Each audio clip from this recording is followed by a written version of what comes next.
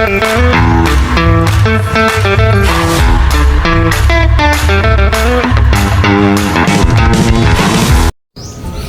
guys, ayan, good day na. And for today's video is update tayo dito sa ating mga isda.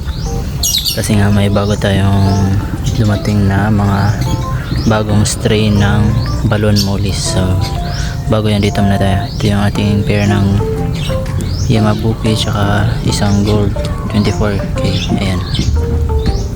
And dito naman yung Trico.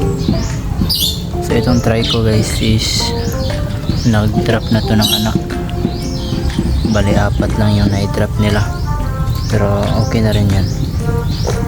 Dito naman nilipat ko dito yung ating gapi na yan, lang din makita, MSSBT tsaka itong mga lemonade natin na muli balon.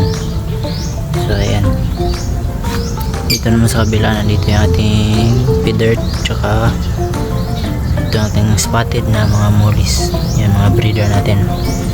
So dito natin nilagay, and ayan, nilagay ko muna dito yung mga glow tetra kasi nga plano ko silang ibenta or ipaswap sa balon mollies. So ayan, 20 pieces yung nandyan and magtitira lang ako ng 7, 27 yan, and 20 natin yung i-out.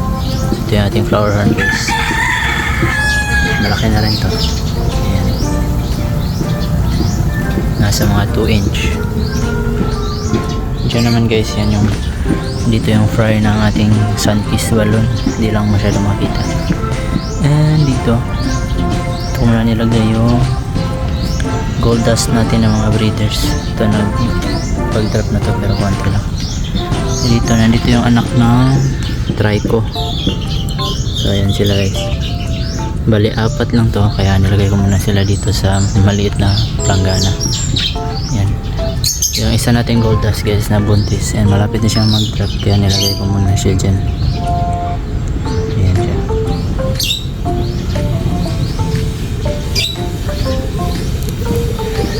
Dyan wala yung laman. So nandito yung ating mga bagong isda, no? Ang strain pala nito guys is PKBM. Ayan yung una natin mga PKBM. So ito yung mga bago guys. So karamihan dito guys, or most of them is blue eyes tsaka glittered eyes. So papakita ko sa inyo mamaya. Magsasample tayo dyan sa viewing tank natin. So acclimate ko muna sila kasi nga kakarating lang yan. So dito muna tayo. Ito yung mga sunkiss natin ng mga breeders. Yan, dito ko sila nilagay, nilipat ko sila galing doon. Dito naman guys, ito yung mga fry ng ating lemonade ninja tsaka gapi na MSSBT. Ayan, lang papakita niya. 3 weeks old na to guys, pero malalaki na. Ayan, kita niyo yung mga kulay. So meron din dyang fry ng BKBM, ayan, and EBBM tsaka tawag dito gold dust na mga fry.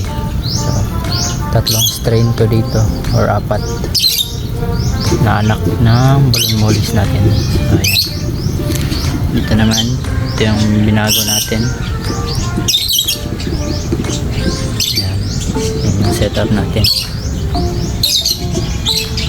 Medyo malabo lang yung tubig kasi nga nung umulan kasi, kaya ayan, naging ganyan. So dito na tayo sa ating mga bagong isda, bagong strain. So magbubukas na ako nito and papakita ko sa inyo mamaya yung mga sample natin. So ilalagay ko muna dun.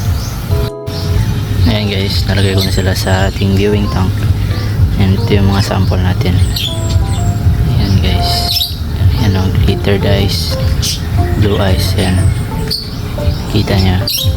And ito guys, maliliit pa to, nasa 1 month old or 2 months old pa ata to, mga to. So yan yung iba. So ayan yung sample natin. And ano na rin to guys, may ganyan, round tail tsaka flare tail. Yun yung mata guys, So ayan. So di ko lang sasabihin sa inyo kung ilan to lahat na kinuha ko. Kasi nga ano to guys, package kasi to nakuha ko. So ayan, bali parang naging wholesale na nga. Ayan guys, hindi pa natin to mapaparami ngayon, pero palalakihin ko to. Ayan, pararamihin na yan, may nakalabas na isa. So ayan yung ating bagong mga isda.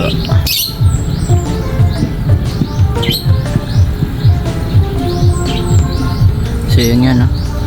Yun yung update sa ating backyard, and i-release ko muna to mga to. See you in my next video. Bye bye.